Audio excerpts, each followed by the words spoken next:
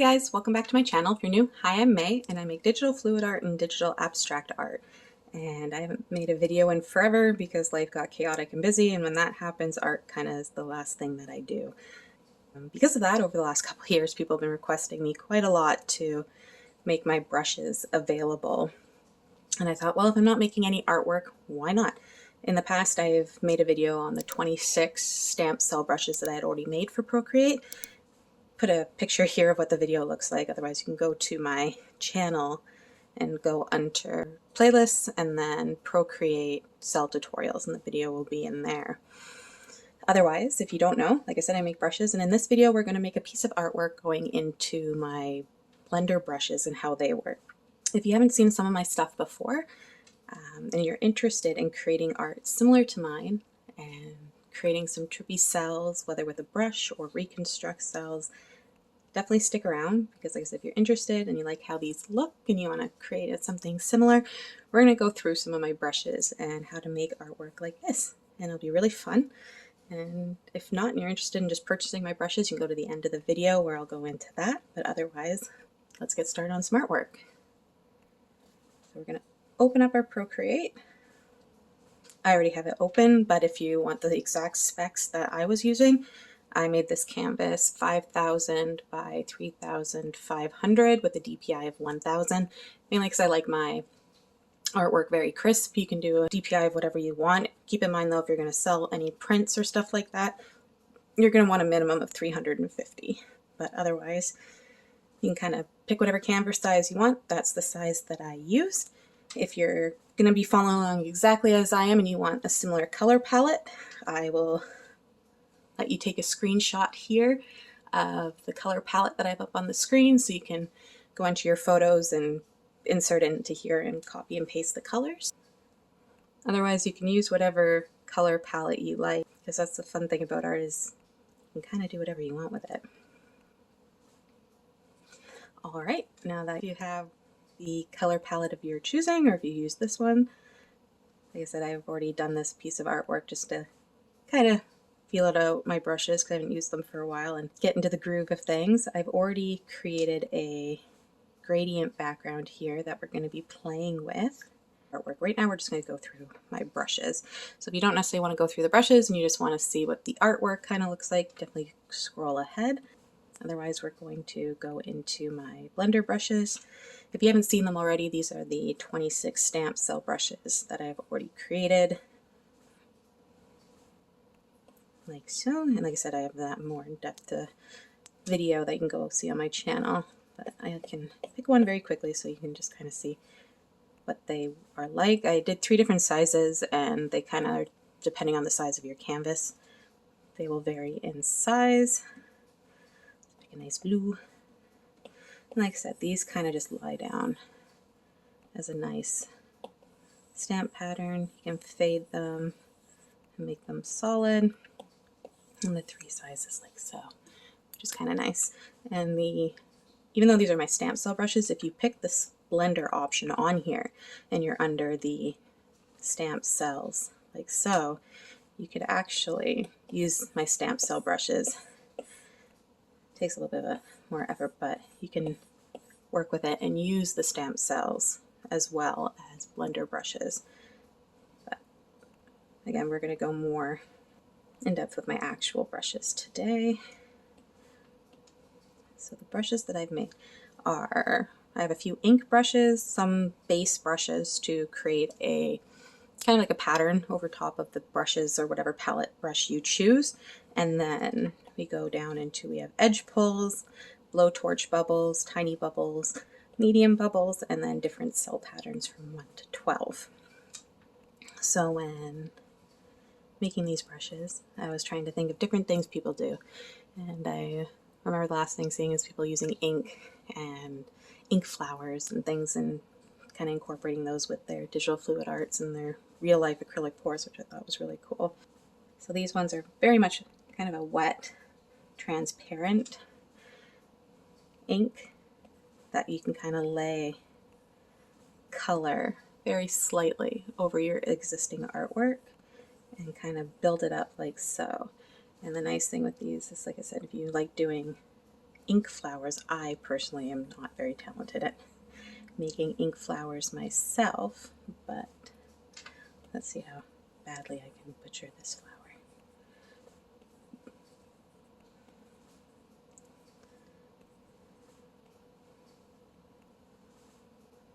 And then make it a little smaller. That sort of looks like a rose.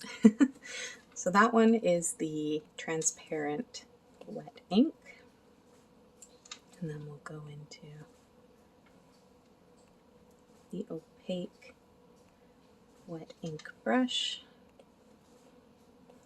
This one is very similar, but lays the color a lot darker, like so. And then we have my blender wet ink brush. And this one doesn't lay any color, but it kind of drags the color instead, which again, if you want to layer flowers over existing artwork, you can do that as well, like so, and it's really, really, really pretty. And then we have our opaque pour brush. I'm going to put these all on max so you can kind of see the maximum pattern of what these look like. In your actual artwork, we'll kind of make it different sizes so it's appropriate for the artwork. But this one lays a bit of color with the brush, because it's not really a blender brush. These two brushes are more meant to add texture and kind of a pattern before you go into liquify, or if you're making your fluid part of your artwork with or without liquify. So these ones, again, kind of a bit of a cell pattern. You have those bubbles, so it kind of gives an interesting texture. That's a little different from the art brushes that you have already on Procreate, where they're kind of just streaks and lines and little dots. So it just kind of gives, when you're pulling it in liquify, kind of a bit of a different texture with it.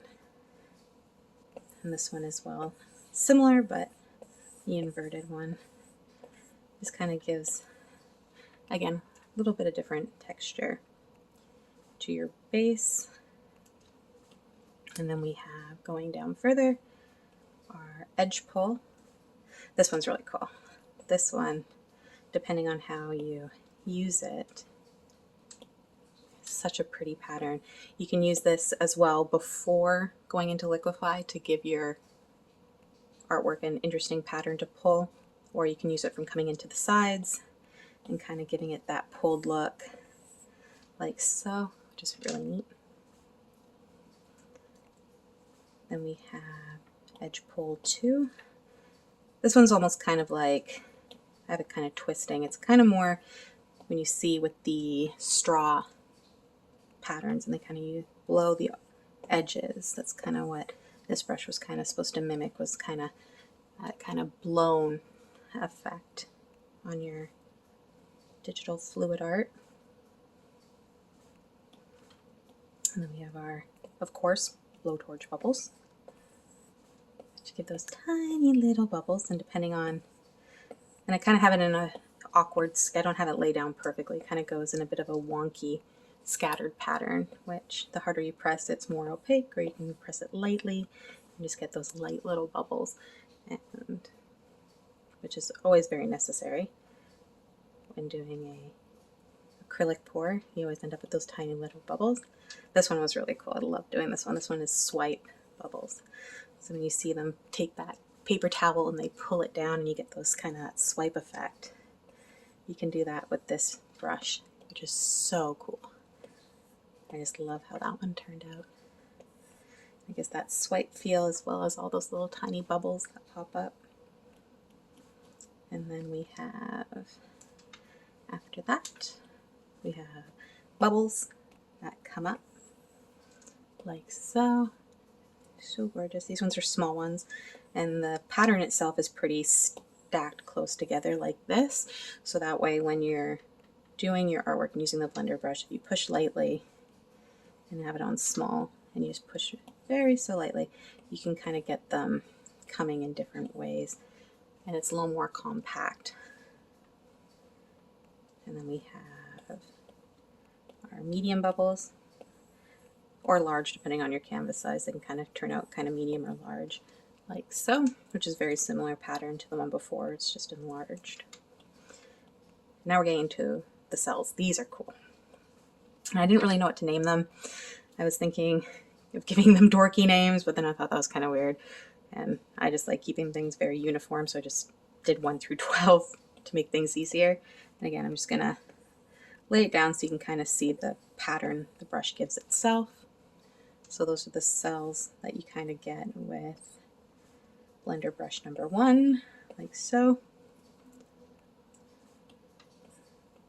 Number 2.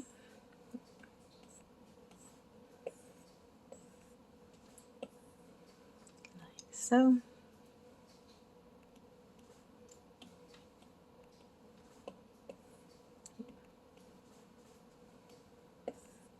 Number 3.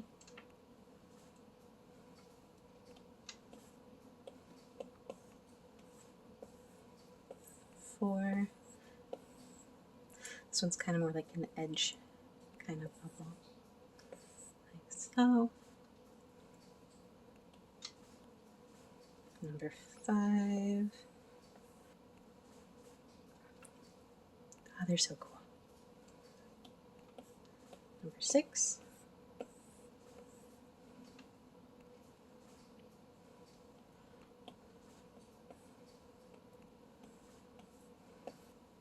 Number 7.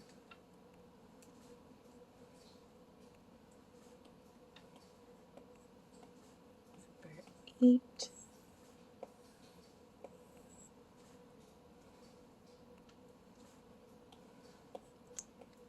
Number 9. That one's really pretty. I just love how all of these turned out. Number 10. These ones are kind of similar to my stamp cell ones. And they're kind of more like lace cells versus kind of the more bubbly cells.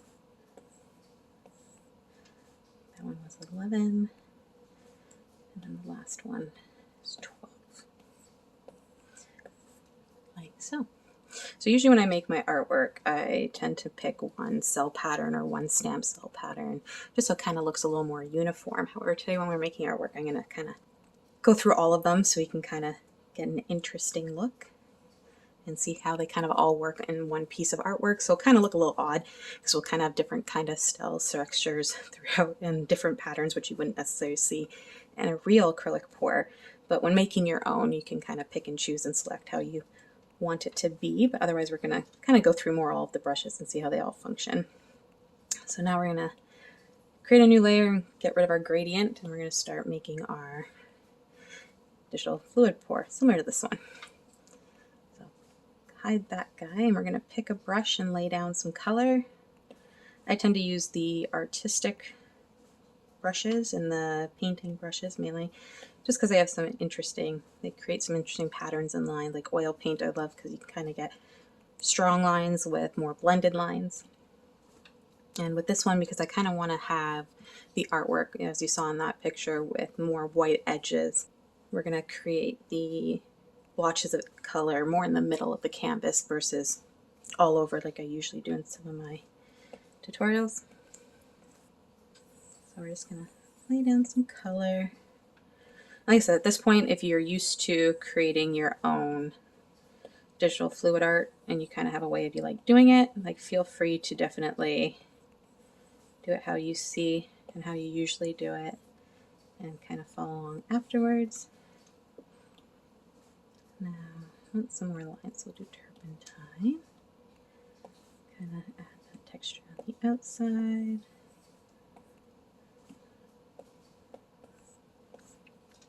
Like so. And then for some extra little streaks, you can go into your spray paint. I like to use flicks and add a bit of white. Just add a little bit of dots here and there, because when you go to pull it, it kind of add some texture. And then we're going to go into our blender brushes and start playing with these, which is going to be so fun. So if we want to use the ink brush, which is kind of similar to laying down with the kind of the paintbrush there to give some interesting texture.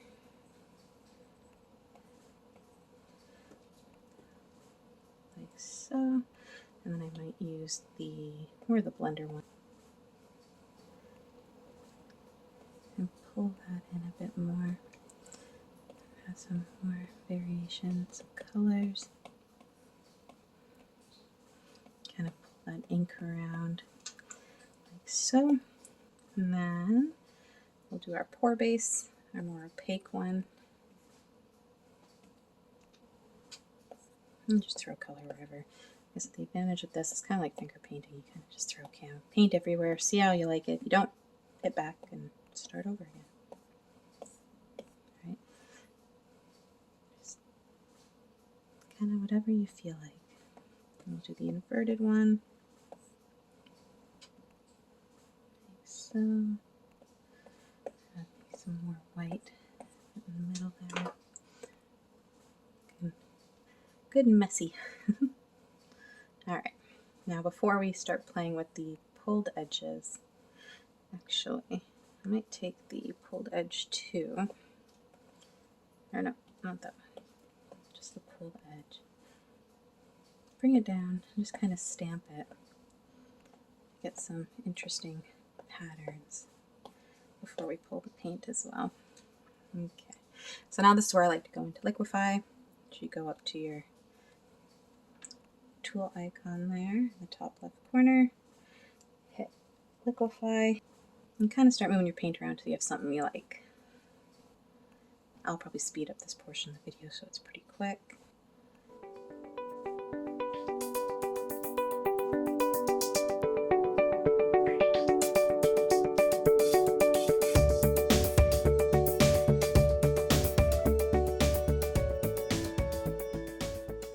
And there you go. And when you have something that you like, we'll click out of liquify, and now we'll start creating our pattern.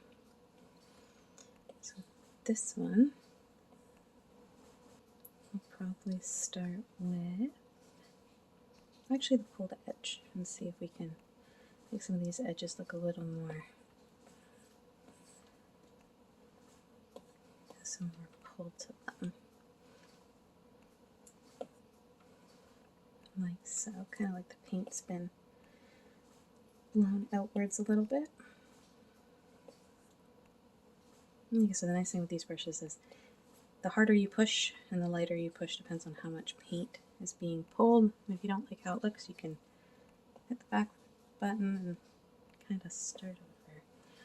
The nice thing with this is you kind of don't want to rush it. It's about having fun and taking your time and creating a piece of artwork that you like. So like so. Now, I tend to do the blowtorch bubbles and the bubbles last, just because that way you don't want your canvas getting too muddy, because with these, they are blender brushes, so if you push them around, your art will kind of get muddied up, so you want to be a little careful with that. So, might do some swipe bubbles.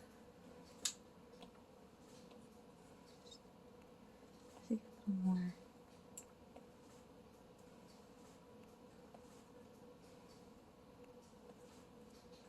Like so.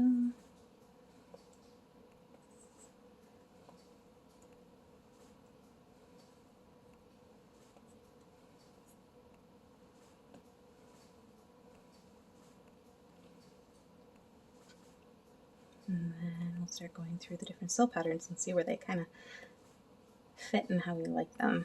And then, like I said, at the end, we'll go back and add some bubbles and blow torches. So we'll go with cell 1. And like I said, with these, if you push them, they kind of don't do the same pattern every single time. So let's say you go into a pot and you put some cells and you kind of don't like how that turned out. You can go back and kind of push it around and see you kind of like how it turned out. And wherever you drag from, that's where the color's going to go. So, like it's creating cells from the artwork itself, like so. So I like that one. So we'll go to the next one. Let's go cell 2. Let's see if we can create some cells over here. I tend to like to put my cells where there's large blotches of color, where it's kind of boring. Like here, you have this chunk of yellow, there's no real lines or what looks like paint streaking, so this is kind of a good spot where I would put some cells, whereas I probably wouldn't necessarily put anything here because that's such a nice texture. Now, I was going to pull white, but I'm not liking how the white's coming through, so we're going to pull in some green instead.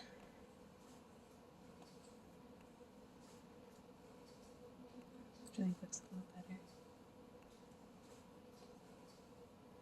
Like so. I'm going to go to cell 3. I got it.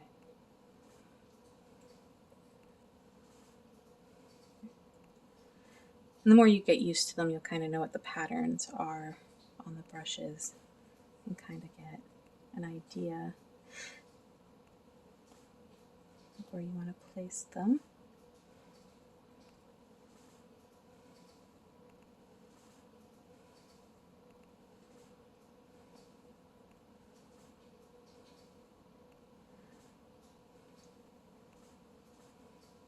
Alright, now we're going to go into cells 4. Like I said, this is going to end up getting pretty intense with all different cells everywhere, but that's because we're going through all of them. But you can do as many or as little as you want.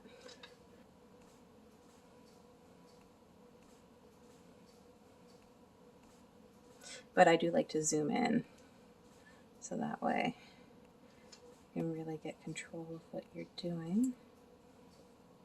Because here it looks like we'll probably end up having some interesting cells from the white.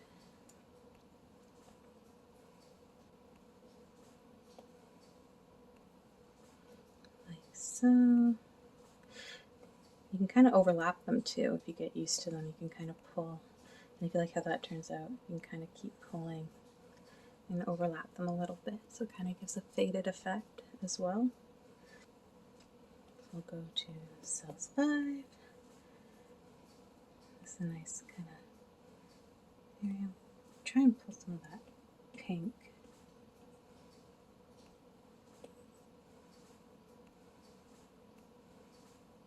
Or maybe the yellow might be a bit better to show up on screen here. Like so. Then you can kind of fade it out a little bit. Cell 6. What do you want to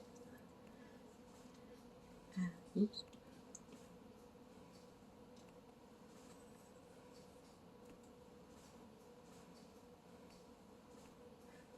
I know when I do artwork, I tend to get pretty quiet myself. I always have to remind myself to talk in video so I'm not sitting there kind of having you on the screen doing nothing, being super quiet. Or just put music on the background and ignore me. That's usually what I do with artwork anyway. Put my music on, put my headphones on, and just ignore the world and have fun.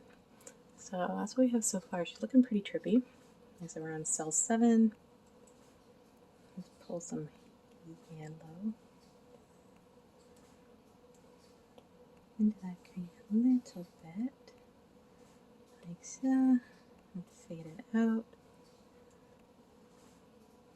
The reason why before I went through and showed you all the patterns in large, because when you're doing it small like this, they kind of tend to look all the same anyway. You're kind of blending them all together. So you manage with, before going through it on the gradient layer, you're able to kind of see what the patterns look like a little more in depth.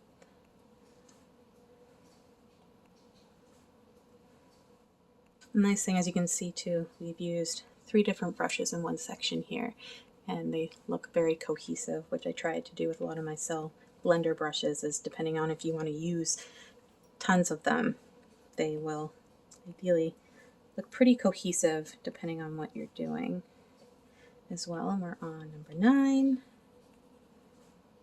Kind of run out of room here. Let's pull this green down into the spot here and into the white, like so. How far can we pull you? There we go. And then and 10. Now these ones are getting more into the lace cells. And what I like with these ones is if you've used the blender brushes and you find you have a lot of circular bubbles here and they're not kind of connecting into anything, where there's lots of line work, you can take your lace cells and kind of very gently, depending on which one you use, just kind of pull it into it and kind of blend it a little bit and pull those lace cells outwards so it looks like it's coming from the art piece a bit more, like so.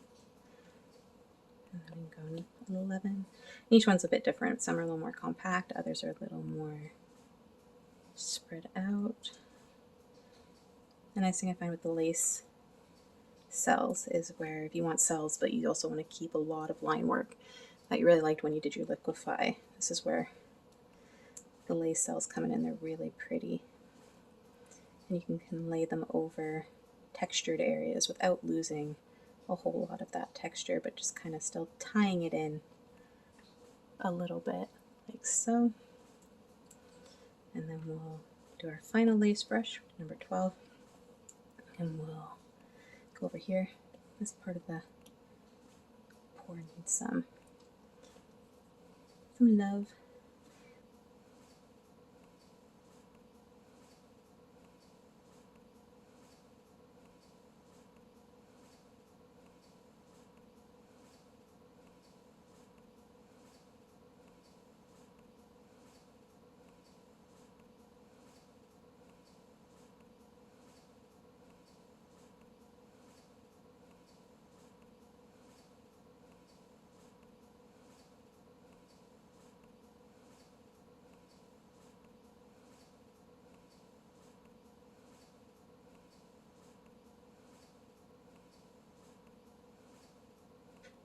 Or like here, for example, where we have a lot of bubbles, then all of a sudden it just goes straight into line texture. You take your lace blender brushes and very gently pull.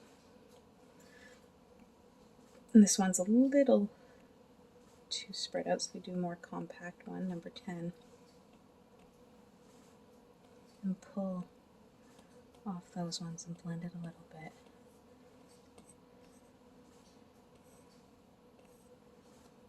It helps tie those cells in a little more naturally. Like so. And then when you zoom in, you still have that line texture that wasn't gotten rid of. And pull in a bit more of that white.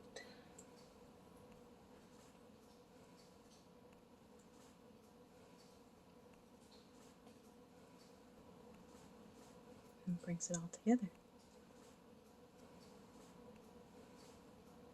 Like, that looks pretty realistic to me. That's why I love using these brushes. It's just so fun, and it creates something very realistic. But now, before we finish, we're going to go back and we're going to go into our bubbles, because these guys like to pop up afterwards. Our little bubbles and blowtorch bubbles. We're going to lay down some medium ones and see how they fit. Or if you find like you have a piece here where you have your cells and they're coming out and they're quite a bit large, and you want to kind of tie them into the white a bit. This is where these bubbles can come into and kind of tie in the artwork at the end here.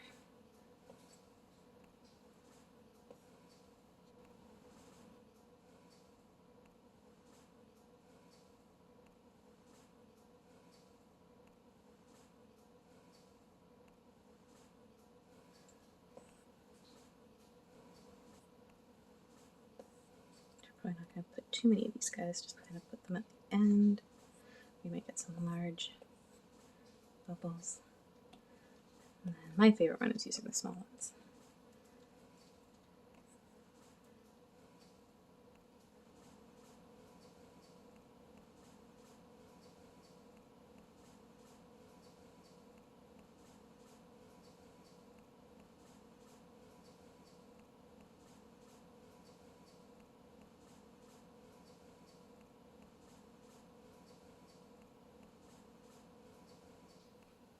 going in the opposite direction, or if we want some bubbles coming off the green, like so. Or if we want some of this red to kind of pop through a bit to the yellow.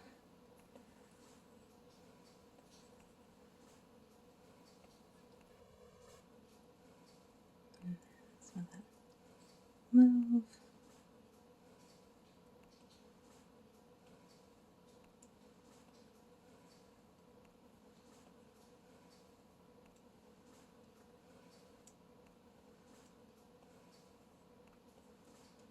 So you can go crazy and put these everywhere if you really wanted to. Like so, and then the final, our blowtorch bubbles. I'm kind of dirty, sometimes I just go ham and just throw them everywhere.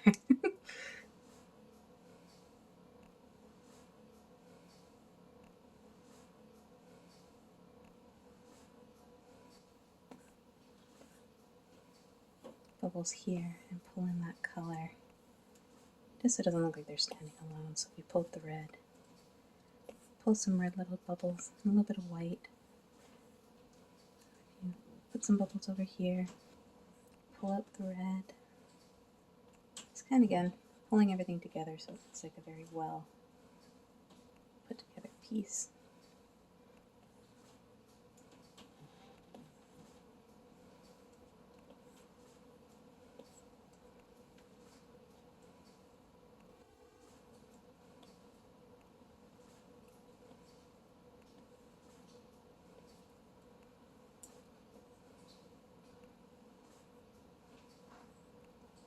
And like that.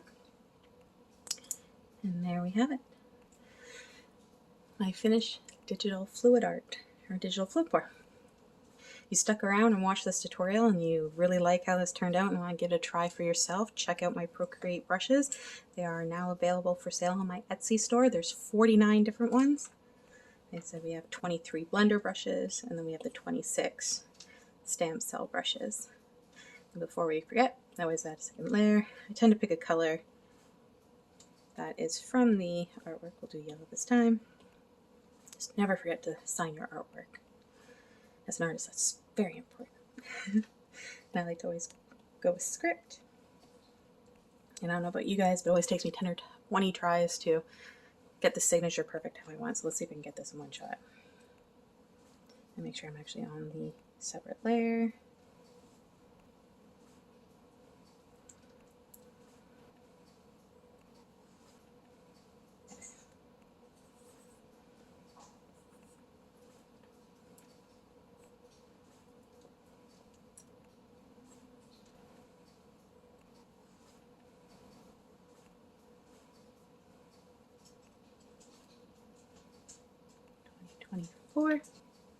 Like so. And then for me, I always write my signature kind of crooked and then picky, so I always like to do it on a separate layer because then I can always move it and make it a little more symmetrical, or if I made it too big, shrink it down and kind of place it where I like it, like so. And voila, there you have it, our digital fluid art with my Procreate blender brushes. So now that we're at the end of the tutorial, I'm going to show you where you can purchase these. So go to your internet and go to Etsy.com. My store is May Green Jewelry. I usually sell 360 degree spinner earrings, and I didn't want to rebrand because that'd take forever, and I didn't want to rename my store, so I just put them available here. When making this video, the link is going to be inactive. I actually made 50 Procreate Cell Brushes for this video. I kept saying 49 because after editing this video, I went and made one more.